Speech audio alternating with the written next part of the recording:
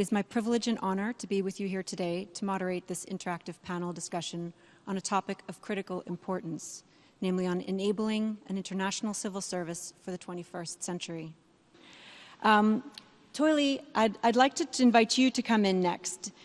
Given your long engagement with the UN and having worked in several different contexts, including some rather complex and fragile ones, and also reflecting on what we've already heard from Greta and Fatoumata, what do you see as the primary challenges and opportunities facing the international civil service today, and what do you see is needed to strengthen its independence and integrity? Well, thank you very much, Sigrid.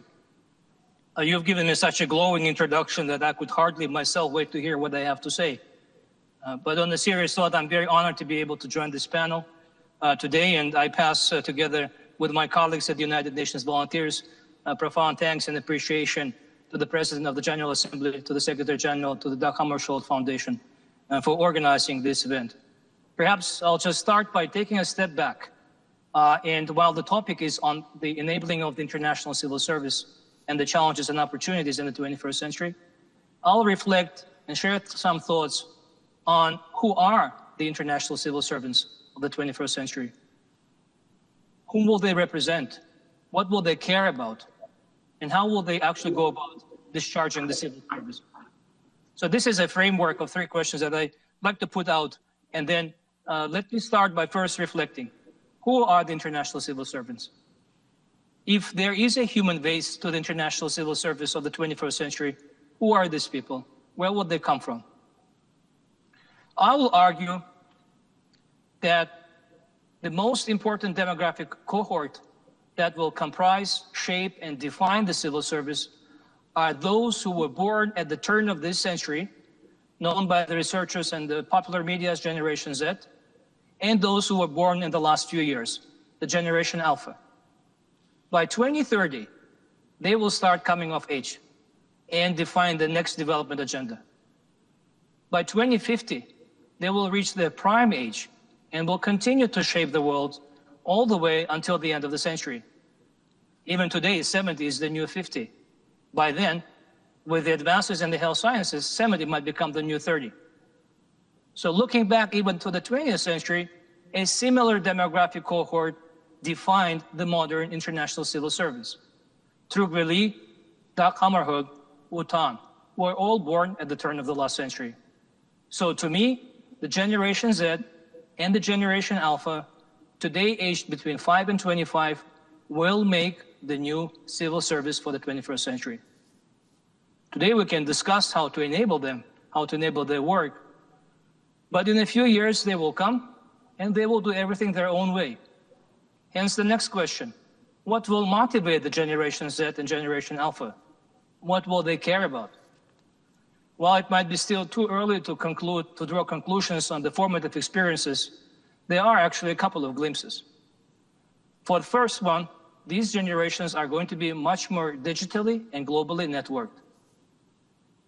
Unlike their predecessors, they will grow up in a multipolar world, hopefully less bound by the us versus them identities, East versus West and North versus South, which characterize the world as we know it. But it is also possible that the international borders among the civil servants will be replaced by domestic divides, by class, income, and social origins. Much will depend on the progress to the Sustainable Development Goals and eradication of inequalities and exclusion in our societies. Finally, how will these generations go about discharging the civil service? This brings us to an intersection of the future of work and the societal transformations. The 3-stage distinct cycle of life in the industrial era was linear: education, work, retirement. Today, the education cycle is much lengthier, not 6-7 years, but 15 years or more. And the retirement cycle is also lengthier and often comes with the promise of a fulfilling second career. The lines between these cycles get blurred, and the transitions from education to work and from work to retirement are at times accompanied by community service and volunteering. If in the 20th century the civil service was a lifetime pathway, in the 21st century it might come through shorter separate stints.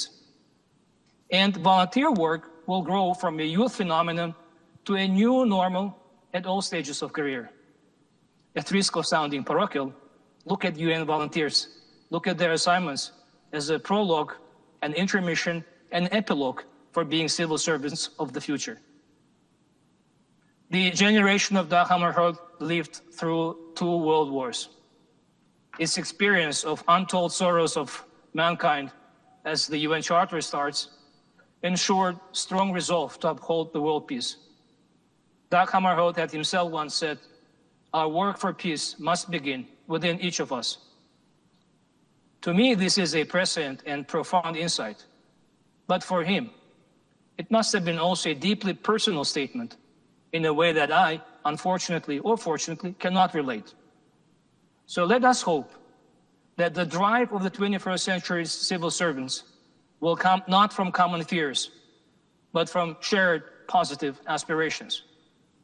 And their ultimate achievement will be not only to save succeeding generations from the scourge of war, but indeed to promote social progress and better standards of life in larger freedom. I look forward to learning from the rest of today's discussions.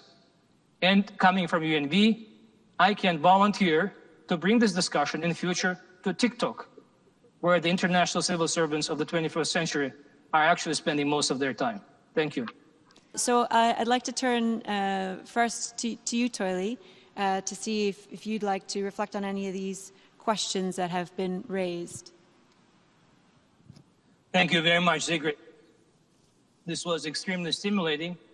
Distinguished delegate of the Philippines had encouraged us to share what would be the content of Dag Hammarskjöld's speech that he had given at Oxford in 1961, what would have evolved in that narrative had he delivered that speech today. Well, with all humility, I don't know. I have no idea. So at risk of assuming too much, I would probably, to give justice to this good question, I would probably take a different angle. I can share what, if I had sat in the audience of that speech delivered today, these are the questions I would have asked for Dag Hammarskjöld, or if I was working for him as the UN staff. I would have said, Mr. Hammarskjöld, how do we finally give justice to the notion of diversity? For years, for decades, we carried these notions of underrepresented nationality, underrepresented sex. How do we hold ourselves to account to finally put these notions to rest? Earlier, I spoke about the crucial role that will be played by the Generation Z and Generation Alpha in shaping up the 21st century civil service. In my humble view, these are the questions, this is the legacy we should not be handing over to them. We should be addressing these notions and finally, these disparities, and finally put these notions to rest. This is the least we can do to enable effective, efficient, independent, accountable international civil service in the 21st century. We've been trying in the United Nations volunteers, as Fatoumata was saying earlier. UN is a microcosm of the world around us. Here at UNV, we finally reached the global gender parity. But we're also too aware that global averages conceal regional disparities and the country disparities. And therefore, for us, the next frontier is to improve, to reach gender parity in every region with every type of the UN volunteer that is supporting the UN system's peace and development efforts around the world. The second question I would have asked Mr. Hammarskjöld, if I was sitting in the audience, I would have asked him, Secretary General, what do we do to deal or try to address this notion that international civil service should not be elitist, that it should be representative of the societies that we serve, that the future international civil service should be at least coming from the global middle class and not from the privileged backgrounds. Today we have in the United Nations volunteers, we have more national volunteers than international volunteers. So we could take credit for really reaching out and addressing the country diversity among the United Nations volunteers. But again, we're too aware that most of the national volunteers joining the UN today are coming from the capitals, they're coming from the privileged backgrounds, they're the graduates of the good universities, often outside of their country. Therefore, what UNV is doing right now as we speak, we're introducing new types of the UN volunteer modalities, the rural volunteers, the community volunteers. the refugee volunteers, because that's a very important stakeholder group that we cannot leave behind. And finally, in the context of the global aging and other demographic transition, we cannot leave behind neither the young population nor the aging population. As I was saying earlier, 70 is the new 50. And it's a shame that we're not being able to tap into that talent pool. The third question I would have asked Mr. Hammarskjöld if that speech was delivered today, I would have said, Secretary General, what do we need to do to improve the linkages, the mutual reinforcements, the dialogues between the international civil servants and the national civil services? International civil service is not an isolated atoll in the ocean, but we have to communicate with the national civil service. We need to learn from each other. And as Natalie was saying earlier, we need to go beyond the notion of the national civil servants, the government engagement. We also need to engage the civil society. How do we increase the linkages between the international civil servants and the national civil servants and the national civil society? I would have asked Mr. Hammarskjöld, and I have 5 questions. This is number 4. Number 4 question would have been, Secretary General, what do we do to really redefine and reinforce and rejuvenate multilateralism in the 21st century? You know, but I would have reflected also that often the opposite of the lack of multilateralism is not the chaos, but it is the rise of the regional multilateral institutions. So how do we strengthen the links between United Nations as the apex international organization and the regional organizations that are doing also a lot of, we should give them credit for a lot of good work that they're doing to strengthen multilateralism at the regional level. And finally, I would have asked Mr.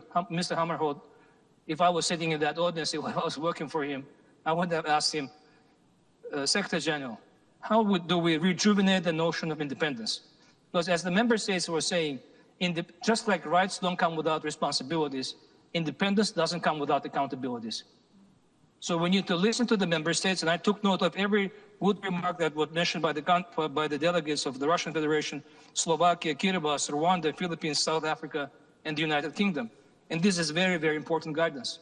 But for us to redefine the independence, we need to also redefine accountability. If we want to strengthen independence, we need to strengthen accountability of the United Nations for the member states. Thank you very much.